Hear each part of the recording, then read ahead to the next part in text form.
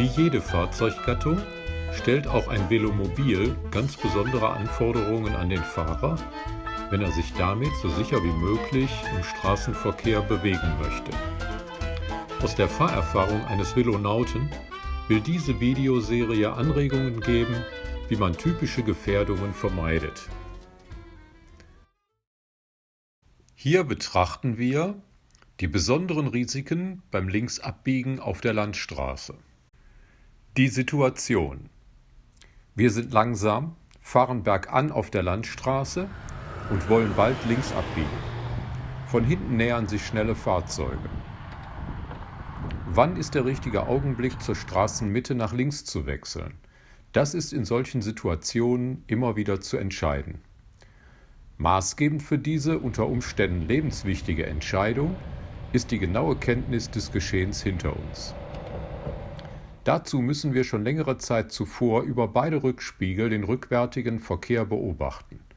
Wie schnell und wie aggressiv wird gefahren, wo und wann werden sich voraussichtlich Lücken ergeben, wenn wir in der Nähe unserer Abbiegung sind.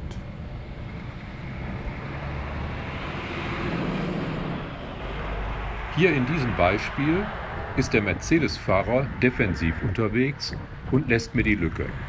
Ich hatte das vermutet, weil er schon länger hinter dem LKW war und großzügigen Abstand gehalten hatte.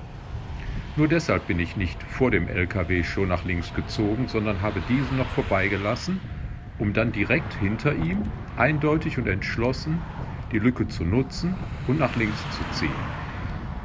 Man darf hier für den rückwärtigen Verkehr keinen Zweifel an seinen Absichten lassen. Ein übervorsichtiges Zögern provoziert oft gefährlichere Situationen als die entschlossene, eindeutige Fahrweise. Lassen die herannahenden PKWs diese Lücke entgegen meiner Einschätzung nicht und überholen eher aggressiv, sollte man warten, bis alle vorbei sind und die Straße wieder frei ist. Zur Not kann das auch bedeuten, rechts anzuhalten. Das ist unter Umständen die klügere Variante. Wie hier, wo ich unmittelbar vor einer unübersichtlichen Kurve nach links auf den Radweg will. Aus der Entfernung ist nicht einzuschätzen, ob ich die Bordsteinabsenkung in voller Fahrt werde nehmen können. Muss ich abbremsen und im Schritttempo darüber rollen, dann blockiere ich direkt hinter der Kurve die Straße für einen gefährlichen Moment. Deshalb fahre ich zunächst rechts ran, um die Lage genauer zu betrachten und dann einen verkehrsarmen Moment für meine Querung mit etwas Schwung zu nutzen. Hierbei sollte man zusätzlich darauf lauschen, ob sich hinter der Kurve vielleicht doch gerade ein schnelles Fahrzeug nähert. Ich rate daher von Musikbeschallung beim Velomobilfahren grundsätzlich ab.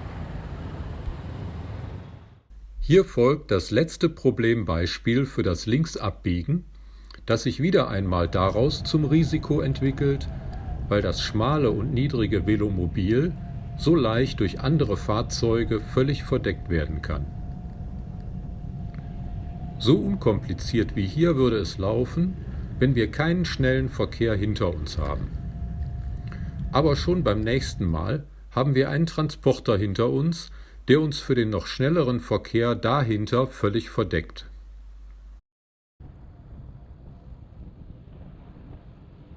Während wir nach links ziehen und zum Abbiegen langsamer werden, haben wir ein Auge im linken Rückspiegel und sehen so noch rechtzeitig den schnell überholenden zweiten Transporter von hinten kommen. Ich nehme etwas mehr Tempo raus und verzögere den Abbiegevorgang leicht, bis der Überholer vorbei ist. Das laute Hupen war übrigens die hektische Warnung des Transporters unmittelbar hinter uns, der uns schon mit diesem Verkehrsraudi kollidieren sah. Hier wird wieder deutlich, wie wichtig es ist, für den schwächeren Velomobilfahrer konzentriert zu sein und auch mit der rücksichtslosen Dummheit anderer zu rechnen.